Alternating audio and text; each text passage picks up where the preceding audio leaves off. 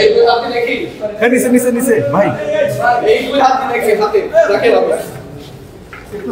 মানুষ কি লিখবে, সাংবাদিকরা কি লিখবে, কার পক্ষে লিখবে সাংবাদিকরা? পুরোটা করা কার পক্ষে সাংবাদিকরা? সন্ত্রাসের বিরুদ্ধে বলি, দুর্নীতির বিরুদ্ধে এই হাত। আপনাদের বিরুদ্ধে যে অভিযোগ এটা কতটা সত্য? আপনাদের মনে হয় যে আমরা সন্ত্রাস করতে পারি? মুক্তিযুদ্ধের পক্ষে কথা বলা, মুক্তিযোদ্ধাদের সাথে। আজকের লাইভ সেশনে বাংলাদেশ প্রসঙ্গে বেশ কিছু গুরুত্বপূর্ণ খবর দিতে চাই। কয়েকটি ইস্যু থাকবে আজকের আলোচনায়। এর মধ্যে ডক্টর কামাল হোসেনকে নিয়ে মঞ্চ ৭১ নামে যে প্রতারণা করেছে মঞ্জুরুল আলম পান্না বা লতিফ সিদ্দিকীরা, এটি এবার প্রকাশিত হয়ে গেছে। দ্বিতীয় খবর, মঞ্জুরুল আলম পান্না তিনি পুলিশের হেফাজতে সাংবাদিকদের উদ্দেশ্যে কি বলেছিলেন, তার বক্তব্যের কিছু বিশ্লেষণ। পাশাপাশি শেখ হাসিনা বিশাল অঙ্কের টাকার মাধ্যমে বাংলাদেশে যে অস্থিতিশীল পরিবেশ তৈরি করতে চাইছে, এটার বাংলাদেশের এজেন্ট কারা, কারা এটা বাস্তবায়ন করতে চায়, কি বাস্তবায়ন করতে চায়। এবং সোশ্যাল মিডিয়াতে একটি ভিডিও ভাইরাল হয়েছে। আসসালামু আলাইকুম প্রদর্শক শ্রোতা, সাংবাদিক পান্নাকে কেন আটক করা হয়েছে এ বিষয়ে আপনারা অবগত থাকলেও জানেন না মূল ঘটনা। হাসিনার সাথে জুম মিটিংয়ে পান্না ধরা খেয়েছেন। কেন মুক্তি দেওয়া হয়নি পান্নাকে, গুরুত্বপূর্ণ তথ্য দিয়েছেন মাসুম মাহবুব ভাই। আশা করি সম্পূর্ণ ভিডিও জুড়েই থাকবেন। চলুন ভিডিওতে বিস্তারিত দেখে আসি। এই দুই হাতে দেখি নিচে নিচে নিচে ভাই এই দুই হাতে দেখি হাতে রাখে রাখো। মানুষ কি লিখবে, সাংবাদিকরা কি লিখবে, কার পক্ষে লিখবে সাংবাদিকরা? পুরোটা করা কার পক্ষে সাংবাদিকরা? সন্ত্রাসের বিরুদ্ধে বলি, দুর্নীতির বিরুদ্ধে এই হাত। আপনাদের বিরুদ্ধে যে অভিযোগ এটা কতটা সত্য? আপনাদের মনে হয় যে আমরা সন্ত্রাস করতে পারি? মুক্তিযুদ্ধের পক্ষে কথা বলা, মুক্তিযোদ্ধাদের সাথে কথা বলা, এগুলো সন্ত্রাস করা। দেশের সূর্য সন্তানরা এদেশের জন্য এই দেশ স্বাধীন করেছে, তাদের সঙ্গে থাকা সন্ত্রাস করা, এটা আপনাদের মনে হয়? এই প্রশ্ন আপনারা করছেন যে আমরা কতটুকু সন্ত্রাস করেছি। আজকের লাইভ সেশনে বাংলাদেশ প্রসঙ্গে বেশ কিছু গুরুত্বপূর্ণ খবর দিতে চাই। কয়েকটি ইস্যু থাকবে আজকের আলোচনায়। এর মধ্যে ডক্টর কামাল হোসেনকে নিয়ে মঞ্চ ৭১ নামে যে প্রতারণা করেছে মঞ্জুরুল আলম পান্না বা লতিফ সিদ্দিকীরা, এটি এবার প্রকাশিত হয়ে গেছে। দ্বিতীয় খবর, মঞ্জুরুল আলম পান্না তিনি পুলিশের হেফাজতে সাংবাদিকদের উদ্দেশ্যে কি বলেছিলেন, তার বক্তব্যের কিছু বিশ্লেষণ। পাশাপাশি শেখ হাসিনা বিশাল অঙ্কের টাকার মাধ্যমে বাংলাদেশে যে অস্থিতিশীল পরিবেশ তৈরি করতে চাইছে, এটার বাংলাদেশের এজেন্ট কারা, কারা এটা বাস্তবায়ন করতে চায়, কি বাস্তবায়ন করতে চায়। এবং সোশ্যাল মিডিয়াতে একটি ভিডিও ভাইরাল হয়েছে কোন এক বিএনপি নেতা, তারা ধানের শীষের ব্যালট ছাপাতে চাইছে এমন ঘোষণা দিয়েছে। দর্শক, সবগুলো বিষয় নিয়ে আজকের আলোচনা। প্রথমেই আসি যে খবরটি আমার চোখে পড়েছে সবচেয়ে বড় আকারে, সেটি হলো কালকে রিপোর্টার্স ইউনিটিতে এক প্রেস কনফারেন্সে আমরা দেখলাম কিছু বিপ্লবীরা, আওয়ামী লীগের দোসর বা আওয়ামী লীগের নেতা, বহিষ্কৃত হোক বা আওয়ামী লীগেরই তো সব, লতিফ সিদ্দিকী সহ ১৬ জনকে পাকড়াও করেছে। পরবর্তী তাদের পুলিশ গ্রেফতার করেছে। তারা যে মঞ্চটি তৈরি করেছিল মঞ্চ ৭১ নামে, এবং কালকে সারাদিন টেলিভিশনগুলোর টক শোতে দেখেছি আব্দুল নূর তুষারদের মতো লোকেরা টক শোতে এসে গাল ফুলিয়ে যে মিথ্যাচার করেছিল তার কিছু স্পষ্ট প্রমাণ পাওয়া গেছে। অর্থাৎ মঞ্চ ৭১-এ কালকে ডক্টর কামাল হোসেনের নাম যে ব্যবহার করা হয়েছিল, এটি ছিল প্রতারণা, ফেক। চলুন সেটার প্রমাণ দেখি। প্রবীণ আইনজীবী ও গণফোরামের প্রতিষ্ঠাতা ডক্টর কামাল হোসেনের নাম বিক্রি করে মঞ্চ ৭১ নামের সংগঠনটির নেতারা জাতিসংঘে প্রতারণা করেছেন। এই অভিযোগ সরাসরি করেছেন ডক্টর কামাল হোসেনের পরিবারের। তারা দাবি করছেন, তার ডক্টর কামাল হোসেনের পরিবার দাবি করছেন, মুক্তিযোদ্ধাদের নামে হঠাৎ গজিয়ে ওঠা এই সংগঠনটি ডক্টর কামাল হোসেনকে জড়িয়ে একের পর এক বিতর্কিত কর্মকাণ্ড করে চলছে। তাদের এমন কর্মকাণ্ডের সঙ্গে ডক্টর কামাল হোসেনের দূরতম সম্পর্ক নেই। আর গণফোরাম জানিয়েছে মঞ্চ ৭১ নামে যে সংগঠনটি ডক্টর কামাল হোসেনের নাম ব্যবহার করে জনমতে বিভ্রান্তি ছড়িয়েছে তার সঙ্গে ডক্টর কামাল হোসেন বা গণফোরামের কোনো সম্পৃক্ততা নেই। এটি আজকের দৈনিক থেকে এই তথ্যটি জানালাম আপনাদের। অর্থাৎ মঞ্জুরুল আলম পান্না বা লতিফ সিদ্দিকীরা কালকে মঞ্চ ৭১ নামে যে প্রোগ্রামটি করছিল এটার সাথে ডক্টর কামাল হোসেন বা গণফোরামের কোনো সম্পৃক্ততা নেই, এটি গণফোরাম এবং তার পরিবার থেকে স্পষ্ট করা হয়েছে। তার মানে এটি ছিল একটি প্রতারণা। অর্থাৎ কামাল হোসেনের নাম ব্যবহার করে তারা দেশের ভেতরে অস্থিতিশীল পরিবেশের চেষ্টা করছে, এটা আপনারা স্পষ্ট বুঝে গেছেন। দ্বিতীয় যে বিষয়টি আসছে সেটি হলো যে কালকে আসলে রিপোর্টার্স ইউনিটিতে কারা ছিলেন, তাদের উদ্দেশ্য কি। বলা হচ্ছে রাজধানী শাহবাগ থানার সন্ত্রাস বিরোধী আইনের মামলায় সাবেক বস্ত্র ও পাট মন্ত্রী আব্দুল লতিফ সিদ্দিকী সহ ১৬ জনকে কারাগারে পাঠানো হয়েছে। আজ শুক্রবার মেট্রোপলিটন ম্যাজিস্ট্রেট সারাহ ফারজানা হকের আদালত এ আদেশ দিয়েছেন। এ মামলার জন্য আসামিরা হলেন মোহাম্মদ আবদুল্লাহ আল আমিন, শেখ ইলাই হাফিজুর রহমান কার্জন, মঞ্জুরুল আলম পান্না, কাজী এটিএম আনিসুর রহমান বুলবুল, গোলাম মুস্তফা, মোহাম্মদ মহিউল ইসলাম ওরফে বাবু, মোহাম্মদ জাকির হোসেন, মোহাম্মদ তৌসিফুল বারি খান, মোহাম্মদ আমির হোসেন সুমন, মোহাম্মদ আল আমিন, মোহাম্মদ নজরুল আহসান, সৈয়দ শাহেদ হাসান, মোহাম্মদ শফিকুল ইসলাম দেলোয়ার, দেওয়ান মোহাম্মদ আলী, মোহাম্মদ আবদুল্লাহিল কাইয়ুম, এদেরকে জেলে পাঠানো হয়েছে।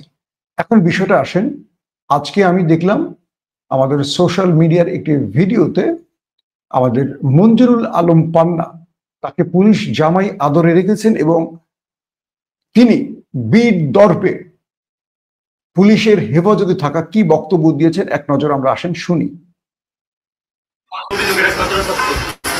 আপনাদের মনে হয় যে আমরা সন্ত্রাস করতে পারি? মুক্তিযুদ্ধের পক্ষে কথা বলা, মুক্তিযোদ্ধাদের সাথে কথা বলা, এগুলো সন্ত্রাস করা। মঞ্জুরুল আলম পান্না পুলিশ হেফাজতে বলছেন, আপনারা কি বিশ্বাস করেন আমরা সন্ত্রাসী কাজ করতে পারি? মুক্তিযুদ্ধের পক্ষে বা মুক্তিযোদ্ধাদের পক্ষে কথা বলা কি সন্ত্রাস?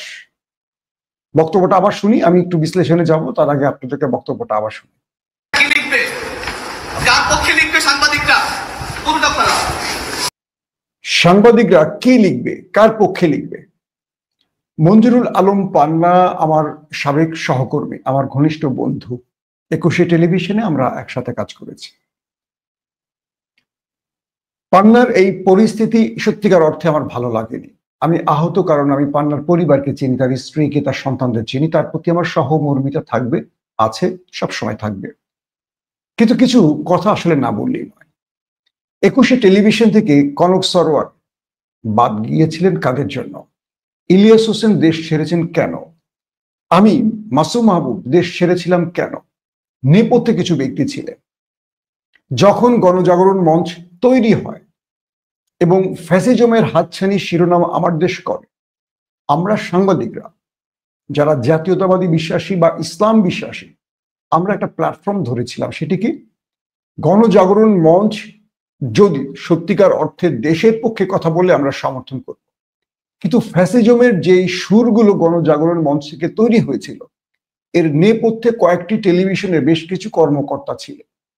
আমি নিজের চোখে দেখতাম ২১শে টেলিভিশনে বসে আমাদের বেশ কজন সহকর্মী তালিকা করে দিত কাকে কাকে গ্রেপ্তার করতে হবে, কার কার নাম উচ্চারণ করতে হবে। ইমরান ইস সরকার শাহবাগ থেকে যে নামগুলো পড়তেন, আমাদের টেলিভিশনে বসে এগুলোর প্ল্যান তৈরি করতো। যেহেতু আমি টেলিভিশনের নিউজ এডিটর ছিলাম, একটা গুরুত্বপূর্ণ পদে ছিলাম, এগুলো আমাদের দেখার সুযোগ ছিল, আমরা দেখেছি। আমি তাদের নাম বলবো না, শুধু এটুকু বলবো তাদের মধ্যে মঞ্জুরুল আলম পান্নাও ছিলেন, আরো অনেকেই ছিলাম। তাদের নামটা বলতে চাই না, তাদেরকে বিতর্কিত করতে চাই না, আমরা তাদেরকে বিপদে ফেলতে চাই না। আমরা যেমন বিপদে পড়ে দীর্ঘ ১.৫ যুগ সাফারার ছিলাম, মানে চরম ভোগান্তি পার করেছি, লাইফটাকে নষ্ট করে ফেলেছি, ফেরারি জীবন কাটিয়েছি, আমাদের পরিবার অর্ধেক বলা যায় ধ্বংস হয়ে গেছে, কিন্তু এগুলো হয়েছে কিন্তু আমাদের বন্ধুদের জন্যই। ধরেন ২১শে টেলিভিশনে আমাদেরকে বিএনপি পন্থী হিসেবে সাইড করে রাখা হয়েছিল। কনক সরওয়ার, ইলিয়াস হোসেন এবং বিশেষ করে কিন্তু আমাদেরকে সাহায্য করেছিলেন, মাথার উপর ছায়া হয়েছিলেন 21 টেলিভিশনের মালিক আব্দুল সালাম। যেহেতু তিনি আমাদেরকে একটা সাপোর্ট দিচ্ছিলেন, সেজন্য তাকেও পর্যন্ত গুম করা হয়েছিল। পরবর্তী 21 টেলিভিশনের ফুটেজ দেখে ইটিভি যখন এই তথ্যগুলো প্রচার করেছে, সরকার তাকে গ্রেফতার দেখাতে বাধ্য হচ্ছে। কি গেছে আমাদের জীবনের উপর দিয়ে আমরা জানি। সারাদিন এদের সাথে একসাথে কাজ করতাম, একসাথে খেতাম, একসাথে গল্প করতাম, চা খেতাম, সুখ দুঃখ ভাগ করতাম একে অপরে। কিন্তু নেপথ্যে এরা আমাদের তালিকা পাঠায় দিত গণজাগরণ মঞ্চে, নেপথ্যে ডিবির কাছে আমাদের তালিকা পাঠাতো, এটা বিএনপি। যেহেতু লন্ডন কানেকশনটা আমার ভালো ছিল, তারেক রহমানের ফরম্যাটে কাজ করতাম, বেগম জিয়ার সাথে আমার পার্সোনাল রিলেশন ভালো ছিল, সবার টার্গেট ছিল আমার দিকে বেশি। মানে আমার প্রতিটা মুহূর্তে আমি অফিস থেকে যখন যেতাম, অফিসের গাড়ি 21 টেলিভিশনের গাড়ি, পথে আমাকে বিভিন্ন পয়েন্টে গোয়েন্দা বাহিনীগুলো আটকেত, এমন ভাবে বলতো দেশ ছেড়ে চলে যান, নতুবা আপনার পরিবার আপনাকে আর খুঁজে পাবে না জীবনেও। ভয়ঙ্কর ভয়ঙ্কর থ্রেট আসতো প্রতিদিন। যেহেতু আর্মির মধ্যে আমার বড় ভাইরা ছিলেন, আপন মানে আমার রক্তের ভাইরা ছিলেন, তার অনেক তথ্য আমাকে দিয়ে শেষ পর্যন্ত দেশ ছাড়া করেন, অর্থাৎ দেশ থেকে চলে যেতে হয়। ইলিয়াসের লাইফে কি আসছে, কনক সরোয়ার বিদেশে চলে যাবেন, তিনি পালিয়ে গেলেন হঠাৎ করে 21 টেলিভিশন থেকে। তাকে যখন পুলিশ খুঁজছে, আমাকে ফোন দিয়ে কেঁদে বলছেন, মামা আমরা একে অপরকে মামা মামা সম্পর্ক রাখি আমাদের, মামা কি করব। আমেরিকার ভিসা তিনি পাওয়ার পর জাস্ট নাম্বারটা অন করছিলেন, কারণ এই নাম্বারটা ভিসা অফিসে দেয়া ছিল কনক সরোয়ারের। এই নাম্বারটা দেওয়ার পর হঠাৎ করে পুলিশ তাকে, মানে যখনই নাম্বারটা অন হয় পুলিশ তাকে পেয়ে যায়। এই হারুনরা, বিপ্লবরা, এই যে বেনজির বদমাইশগুলো ধাম করে তাকে গ্রেফতার করে ফেলে ওই নাম্বার ট্র্যাক করে। 9টা মাস জেলে ছিল। কি মানে কি বলবো, যে ভয়ঙ্কর পরিস্থিতি কনক সরোয়ারের, আমরা কেউ খোঁজ নিতে পারতাম না, কিভাবে সম্ভব, আমরা তো টার্গেট। কনক সরোয়ারের পরিবারটা নষ্ট হয়ে গেছে, দেশ ছেড়ে গেছে পরবর্তী জামিন পেয়ে 9-10 মাস পর। কনক সরোয়ারের বোনের সাথে কি করা হয়েছে কখনো দেখিনি। এই আমাদের এই বন্ধুগুলো যারা এক টেলিভিশনে একসাথে আমাদের সময়গুলো কেটেছে, একটা পোস্ট করতে, মুক্তি চাই শব্দটা লিখতে দেখিনি এদের। কি আফসোস, আমরা একসাথে এক টেলিভিশনে কাজ করেছি, গোপনে আমাদের নাম পাঠিয়ে দিয়েছে আওয়ামী লীগের তালিকায়, ডিবির তালিকায়, ইমরান এই সরকারের কাছে আমাদের নাম দিয়ে দিয়েছে। আমাদেরকে গোয়েন্দা বাহিনী 21 টেলিভিশনে কাজ করতে দিতে চাইতো না, পথে পথে বাধা দিত, হুমকি দিত, তুলে নেওয়ার হুমকি দিত, 2 দিন পর পরই বাসা চেঞ্জ করতে হতো। কিন্তু গোয়েন্দা বাহিনীর চোখ তো আর ফাঁকি দেওয়া যেত না। আফসোস লাগে। আজকে সেখানে দাঁড়িয়ে আছে আমার বন্ধু মঞ্জুরুল আলম পান্না। তিনি একটা প্রশ্ন করলেন, সাংবাদিকরা কি লিখবে। প্রশ্নটা আপনারা আরেকবার শোনেন, আমি একটু শোনাই আপনাদের। কার পক্ষে লিখবে সাংবাদিকরা? সাংবাদিকরা কি লিখবে, কার পক্ষে লিখবে। মঞ্জুরুল আলম পান্না, গত 16 বছর আপনি কার পক্ষে লিখেছিলেন? আপনি কুসুম কুসুম সরকারের সমালোচনা করে আপনি টিকেছিলেন, এবং জানি আপনি খুলনায় ছাত্রলীগের নেতা ছিলেন, এটা আপনার নিজের মুখের কথা, আমি তো মিথ্যা বলছি না। আপনারা গণজাগরণ মঞ্চ দিয়ে কতগুলো মানুষের জীবন নষ্ট করেছেন, কতগুলো প্রতিষ্ঠান বন্ধ করেছেন, ভুলে গেছেন? তখন কি ভাবেননি যে এই দেশ পরিবর্তন হতে পারে, এই দেশে কখনো হাসিনা মুক্ত হতে পারে, তখন আপনাদের কি হবে? আজকে এই দৃশ্যটা ভাল লাগছে না। হয়তো বা ভাবি আমার এই ভিডিও দেখতে পারেন, মঞ্জুরুল আলম পান্নার একটা খুব নিষ্পাপ মেয়ে আছে, অফিসে আসলে আমরা খুব আদর করতাম। সত্যিকার অর্থে আমি এই সংবাদগুলো দেখে আমি কষ্ট পাচ্ছি ওর জন্য। আমরা তো ওদের মতো কঠোর হতে পারি না ভাই, আমাদের মধ্যে তো একটা প্রেম আছে। ওরা তো ফ্যাসিস্ট হয়ে গিয়েছিল, আমাদের জন্য কখনোই কথা বলেনি জানেন। আজকে মঞ্জুরুল আলম পান্নার জন্য অনেকেই কথা বলছে। যারা কথা বলছে তাদের প্রত্যেকের শেকড় দেখবেন, তারা কেউ বাম রাজনীতি করছে অথবা তারা ছাত্রলীগের অংশ ছিল, কিন্তু খোলস পাল্টে অনেকে নিরপেক্ষ বা বিএনপি সাজার চেষ্টা করছে। মূলত এরা 16 বছর খুব নিশ্চিন্তে জীবন কাটিয়েছে। আর যারা বিএনপি জামাতপন্থী, তাদের লাইফ ছেঁড়া বেড়া করে ফেলছে সরকার। দেখেন মঞ্জুরুল আলম পান্না, কার পক্ষে সাংবাদিকরা সন্ত্রাসের বিরুদ্ধে বলি, দুর্নীতির বিরুদ্ধে এই হাত দিয়ে লিখি, সন্ত্রাসের বিরুদ্ধে বলি, দুর্নীতির বিরুদ্ধে এই হাত দিয়ে লিখি। 16 বছর শেখ হাসিনা কত লক্ষ কোটি টাকা পাচার করেছে লিখছিলেন, বলছিলেন একবার? বলেন আপনি। ইন্টারিম গভর্নমেন্টের বয়স 1 বছর, কোনো দলীয় সরকার না, আওয়ামী লীগের ফ্যাসিস্টরা এখনো বসে আছে রন্দে রন্দে, এই দেশ টালমাটাল, এটা নিয়ে আপনি লিখতে পারছেন। কিন্তু আপনি গত 16 বছর হাসিনার দুর্নীতি নিয়ে কটা টকশো করেছেন, কয়টা কথা বলেছেন, একটু আমরা জানতে চাই। এখন আপনার গলা উঁচু হয়ে গেছে, সন্ত্রাসের বিরুদ্ধে বলি, দুর্নীতির বিরুদ্ধে বলি। 16 বছর দুর্নীতি হয়নি দেশে? স্বাধীন বাংলাদেশের সবচেয়ে বেশি দুর্নীতি হয়েছে শেখ হাসিনার এই 16 বছরে। সবচেয়ে বেশি গুম খুন ক্রস ফায়ার হয়েছে এই 16টা বছরে। লিখছেন কখনো? এটা সাংবাদিকতার চরিত্র পান না? বলেন, এটা চরিত্র? আমরা ইন্টারিম গভর্নমেন্টের ব্যাপক সমালোচনা করি, আমরা যে সরকারের জন্য আমরা নীরবে কাজ করেছি। কই, আমরা তো তাদেরকে মানে ব্ল্যাঙ্ক চেক দিয়ে দেয়নি যে তোমরা দুর্নীতি করো। আমরা ছাত্র যারা সমন্বয়ক, যারা উপদেষ্টা, তাদের বিরুদ্ধে কথা বলছি। দেখেন আমাদের ভিডিওগুলো। আজকে আপনি যে পুলিশের, দেখেন আপনার ভিডিওটা একবার দেখেন, আপনারা ভালো করে দেখেন পান্নার ছবি। পান্না কি খুঁড়িয়ে খুঁড়িয়ে হাঁটছেন? বলেন তো, পান্না তো নামছে, দেখেন তো ভিডিওটা। সাংবাদিকরা কি লিখবে, কার পক্ষে লিখবে সাংবাদিক? পান্নাকে পুলিশ একটা টোকা দেয়নি। তার চেহারা এখনো কত সুন্দর, স্মার্ট, ইন করা অবস্থায় আছে। গ্রেপ্তার করেছে কালকে, এখনো দেখেন তার চেহারার দিকে। বাংলাদেশে বিএনপি, জামাত কিংবা আমাদের মতো সাংবাদিকরা পুলিশের হাতে পড়ার পর কেউ হেঁটে নামতে পারতো? আপনাদের মনে আছে? কেউ সোজা হয়ে দাঁড়াতে পারতো? রিমান্ডের নামে কি পরিমাণ নির্যাতন করা হতো? ভুলে গেছেন? আমরা কি ভুলে গেছি 16 বছরের জীবন? কনককে না পেয়ে, কনক সরোয়ারকে না পেয়ে তার বোনের সাথে কি আচরণ করা হয়েছে? ছোট ছোট বাচ্চা ছিল তার। কনক সরোয়ারের বোন কি অপরাধী ছিল? মাহমুদুর রহমানকে কুষ্টিয়া কিভাবে আক্রমণ করে রক্তাক্ত করা হয়েছে? বিএনপি নেতা জয়নুল আবেদিনকে সংসদ ভবনের সামনে কিভাবে পেটানো হয়েছে মনে আছে? বলেন তো আপনারা। সাদেক হোসেন খোকা কিভাবে রক্তাক্ত হয়েছে মনে আছে? সংগ্রাম সম্পাদক আবুল আসাদকে কিভাবে পেটানো হয়েছে, বৃদ্ধ মানুষটাকে। পান্না কথা বলেছিলেন তখন? তাদের দোষটা কি ছিল বলেন? একটু প্রশ্ন করি আপনাকে, আপনি তো সাংবাদিক, আমিও সাংবাদিক, প্রশ্ন করি। এখন আপনার মুক্তি আমরা কিভাবে চাইব বলেন? আমাদের মুক্তি চেয়েছিলেন, আমরা আপনাদেরকে পুলিশ দিয়ে ধরাইনি, আমরা আপনাদের শত্রুতাও করছি না, কিন্তু আমাদের সঙ্গে থেকে খেয়ে পেছনে অনেকেই বিশ্বাসঘাতকতা করেছে। আমরা একজন সাংবাদিক আরেকজনের সাংবাদিকের ছায়া দেখলে ভয় পাই, কেন জানেন? কে কার লোক বুঝি না, আমরা কে কোন দলের লোক বুঝি না, কিন্তু সাংবাদিকদের চরিত্র কি এটা হওয়া উচিত ছিল? পান্না সিঁড়িদের নেমে আসলে, কিন্তু বাংলাদেশে গত 16 বছর গ্রেপ্তারের পর কেউ এইভাবে হেঁটে নামতে পারতো? দেখতাম পুলিশ বা তাদের অনেক লোক চ্যাংদোলা করে কোর্টে উঠাইতে হইতো, মাইরা জীবন ছেঁড়াবেড়া করে ফেলতো।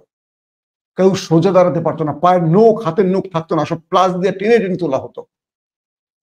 আর পান্নাকে পুলিশ একটা টোকা দেয়নি। শেখ হাসিনা এবং এই নতুন সরকারের পার্থক্যটা কি পান্না বুঝতে পারছেন? আপনাকে একটা অভিযোগে গ্রেপ্তার করেছে, সম্মানের সাথে আদালতে নেওয়া হচ্ছে। আর আপনাদের সরকারের হাসিনার আমলে এই সম্মানটুকু কেউ পেত না। পুলিশের হাতে পড়ার পর তার জীবনের অর্ধেকের 12টা বেজে যেত, তার পরিবার ছাপা হয়ে যেত, তার পরিবার থেকে মোটা অঙ্কের টাকা নেওয়া হতো, তারপর তাদের পরিবারের অনেক স্ত্রীদেরকে ধর্ষণ করা হতো। আর রিমান্ডের নামে তো যা করার করতেন আপনারা সবাই দেখছেন। আর না, এই সরকারকে এখনো আপনি ওন করা শেখেন, কারণ এই সরকার অভিযোগে, যেটি বললাম যে মঞ্চ 71 একটা প্রতারণা গ্রুপ, প্রথমেই বললাম কামাল হোসেনের নাম ব্যবহার করছেন মিথ্যা, এটি একটি ষড়যন্ত্রমূলক মঞ্চ তৈরি করেছেন, সেটা ক্লিয়ার। তারপর সেখান থেকে আপনি বলছেন সাংবাদিক, আপনি দেশের পক্ষে কথা বলছেন, মুক্তিযোদ্ধা।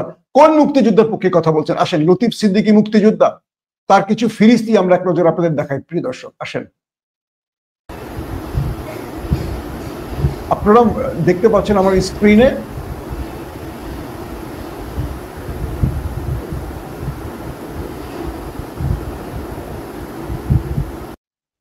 এই লতিফ সিদ্দিকী কাদেরিয়া বাহিনীর একজন সদস্য, তিনি বা তার ভাই পুরো টাঙ্গাইলটাকে জিম্মি করেছেন। আমি তার কিছু হিস্ট্রি আপনাদের পড়ে শোনাই, তাহলে বুঝবেন যে তারা কোন প্রকৃতির লোক ছিলেন, নতুবা আপনাদেরকে আমি বুঝাতে পারবো না। তার জন্য তাকে মুক্তিযোদ্ধার নাম দিয়ে আপনারা এখন নতুন রাজনীতি করতে চান। দেখেন, মুক্তিযোদ্ধা লতিফ সিদ্দিকী 1972 সালে ক তালিকাভুক্ত 66 শতক সরকারি জমি ইজারা নিয়েছিলেন। বহুদিন ভোগ করার পর এক পর্যায়ে সেই বীর মুক্তিযোদ্ধার মনে হলো জমিটা তো আমারই, তো সেই ভাবনা থেকেই সেখানে তিনি বাড়ি ও একটি মার্কেট নির্মাণ করে নিজের নামে একটা জাল দলিল তৈরি করেন। লীগ থেকে বহিষ্কার হওয়ার পর উচ্চ আদালত এই বীর মুক্তিযোদ্ধার সেই দলিল বাজেয়াপ্ত করে জমি সরকারের আয়ত্তে নেয়। 50 কোটি টাকা মূল্যের সেই জমি উদ্ধারের ঘটনা আপনারা 24শে জানুয়ারি 2021-এর প্রথম আলো ও বাংলা ট্রিবিউনে পেয়ে যাবেন। 2011 সালের 5 জুলাই ঢাকার টিকাটুলিতে 2.85 একর ব্যক্তি মালিকানার একটি জমি বাড়ি সহ এই বীর মুক্তিযোদ্ধা দখল করেন। 23 নভেম্বর 2014 সালে ঢাকা ট্রিবিউনে এই রিপোর্টটি প্রকাশিত হয়। দুদকের তদন্তে বেরিয়ে এসেছে লতিফ সিদ্দিকী ও জাহানারা রশিদ বাংলাদেশ জুট কর্পোরেশনের আরো 65 লক্ষ টাকার জমি আয়ত্ত করে রাষ্ট্রের ক্ষতি সাধন করেছে।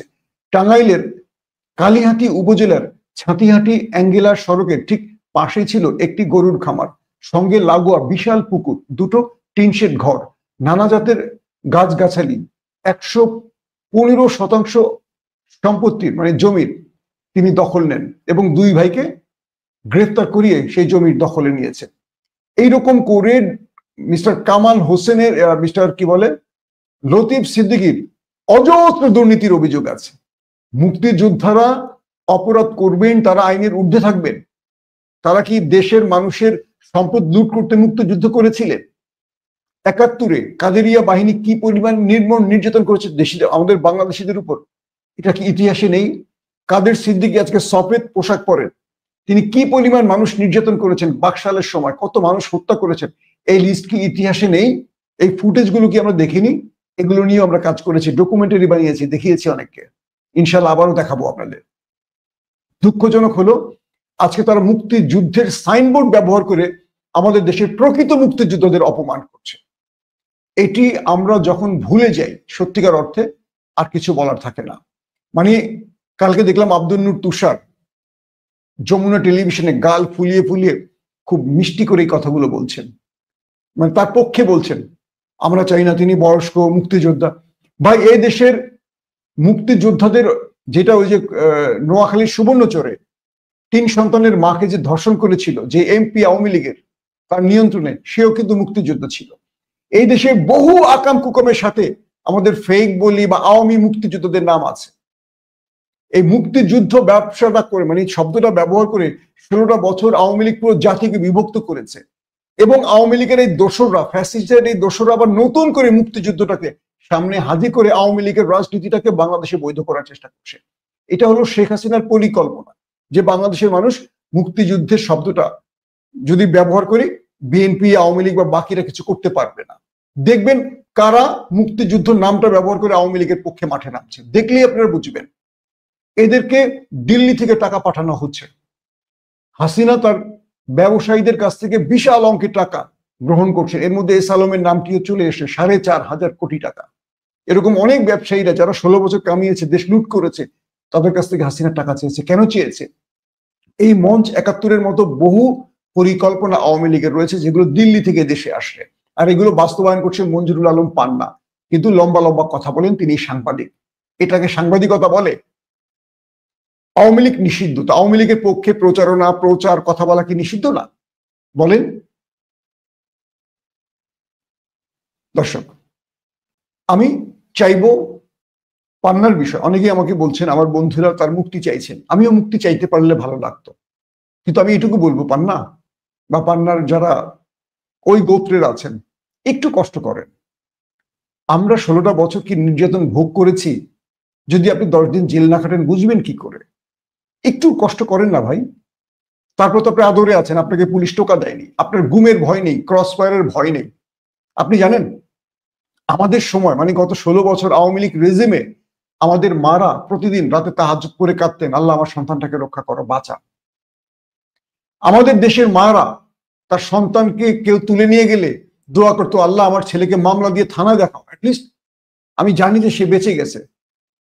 আপনি জানেন বহু মানুষ আমাদের ফোন দিয়ে বলতো, যেভাবে হোক আমার ছেলেটাকে গ্রেপ্তার দেখাইতে বলো, যত বড় মামলা লাগে ফাঁসি হোক, গ্রেপ্তার দেখাও। কারণ গ্রেপ্তার দেখালে আর ক্রস ফায়ারে মারবে না, আর যাকে দেখাবে না তাকে আর কোনোদিন হদিস পাওয়া যাবে না, সে পৃথিবীতে আর কখনো ফিরে আসেনি।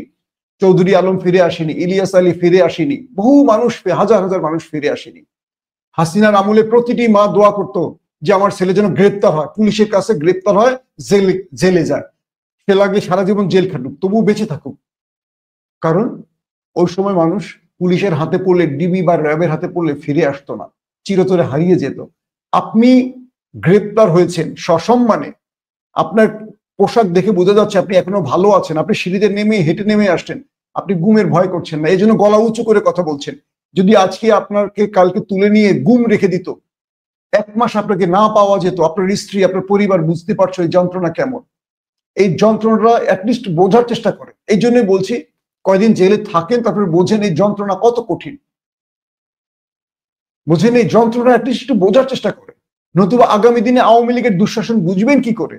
আপনি আমার বন্ধু, সেজন্যই বলছি কটা দিন জেলে থাকেন ভাই, আপনার পরিবার একটু কষ্ট পাক। আপনার স্ত্রী অনেককে ফোন করছে, আমি জানি, ক্ষমা চাইছি আপনার জন্য। আপনার স্ত্রী এখন বুঝতে পারছে, 2 দিনে বুঝতে পারছে আপনার স্ত্রী যাদেরকে ফোন দিচ্ছে এদের অনেকের সাথে আমার কথা হয়েছে।